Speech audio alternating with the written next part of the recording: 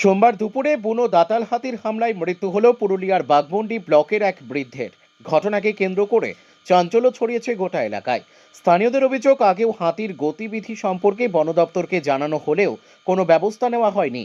এই ঘটনার পর বন দপ্তরের বিরুদ্ধে গাফিলতির অভিযোগ তুলে রাজ্য সরকারকে কড়া ভাষায় আক্রমণ করলেন বিজেপি নেতা তথা জেলা পরিষদের সদস্য রাকেশ মাহাতো। সোমবার রাতে সাংবাদিক সম্মেলন করে তিনি বলেন, বন বিভাগের ব্যর্থতার ফলেই আজ একজন নিরীহ মানুষের প্রাণ গেল। বারবার সতর্ক করা সত্ত্বেও বন দপ্তর কোনো ব্যবস্থা নেয়নি।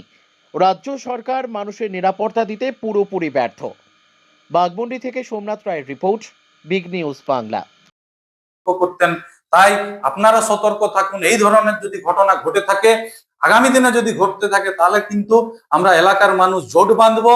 জোট বেঁধে ফরেস্ট ডিপার্টমেন্ট থেকে ডিওপো দপ্তর কিন্তু ঘেরাও করা হবে। এই ধরনের কোনো ঘটনা কিন্তু আর যাতে না ঘটে, আমরা এটা কিন্তু মানবো না। এবং ভবিষ্যতে যাতে এই ধরনের ঘটনা না ঘটে, আমরা দলের পক্ষ থেকেও এলাকার মানুষকে সাথে নিয়ে আমরা বড় সড়ো একটা আন্দোলনে যাব। এইটুকুই আজকের আমাদের প্রেস বার্তা ছিল।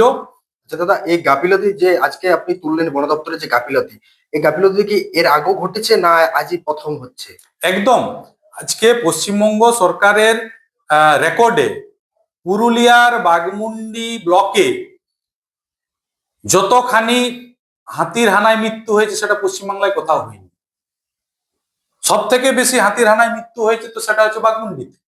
কিন্তু এই রাজ্য সরকার এই এলাকার মানুষ যাতে হাতির হানায় আর মৃত্যু না হয়, হাতির কারণে যাতে বুনো হাতির কারণে যাতে ফসল নষ্ট না হয়, সবজি নষ্ট না হয়, এর কোনো সুরাহা কিন্তু রাজ্য সরকার থেকে পাওয়া যায়নি। আমাদের এলাকার যারা প্রতিনিধি আছেন তারা পর্যন্ত বিধানসভায় কোনো কথা তুলেননি, রাজ্য সরকারকে কোনো স্টেপ নিতে বাধ্য করেননি যে এলাকার মানুষের এই বুনো হাতির যে তাণ্ডব চলছে সেটা কিভাবে সুরাহা করা যায়। তাই আমি আধিকারিকরা তো এটার সাথে জড়িত আছেনই, তার সাথে সাথে আমি দায়ী করছি এলাকার যারা সরকার পক্ষে যারা জনপ্রতিনিধি আছেন, তারাও সরকার পক্ষ থেকে কোনো বিশেষ কোনো ব্যবস্থা করতে পারেনি। তার ফলে এলাকার মানুষের এই অসুবিধা দেখা যাচ্ছে।